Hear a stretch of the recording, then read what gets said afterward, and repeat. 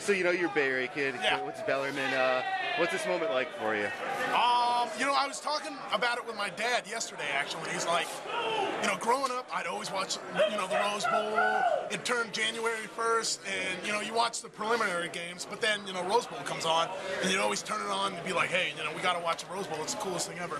So this is an experience that you really can't trade for any other. Going to a game like this, it truly is the granddaddy of them all.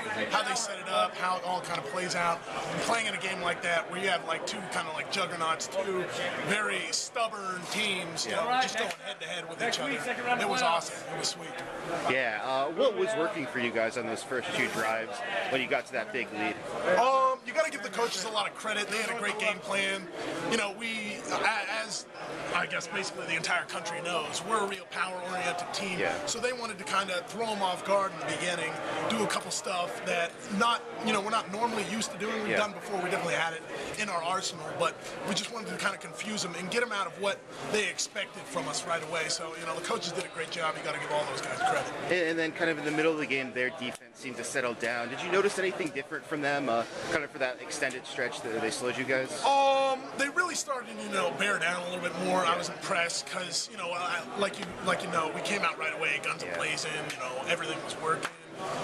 We just kind of had to settle down, get back in our groove, get to the plays, the base plays we know to run, know we can kind of, just steamroll people with. Once we got to that, it ended up working in the fourth quarter, as you guys saw with that great drive we had. So I was going to ask you about that. First that last fourth quarter drive and then the mini drive at the end where Stefan got the first down.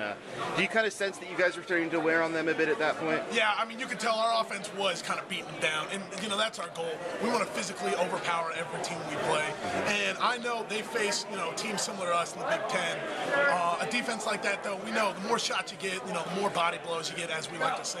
It's going to take them down. They're going to feel it. And, one thing we always pride ourselves at Stanford is getting that 4-minute drive like we had at the end, where they had 2 timeouts left, and all we needed was 1 first down, and we could win it. And we ended off the season, we ended off the game with that. So, that's something we'll always remember, and we'll always hold to ourselves. So and finally, fellow Bellarmine guy, Uswa Amanon, clinching the game with an interception.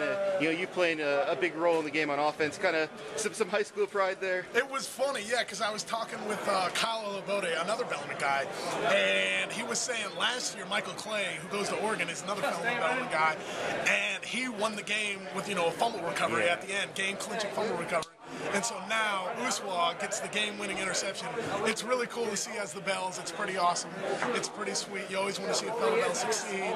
Anytime, go Bells. So that was awesome to see. I'm really proud of Uswa winning defensive MVP. That he's worked his butt off. He deserves it. So it was awesome to see. All right, thanks so much, Kevin. Congratulations.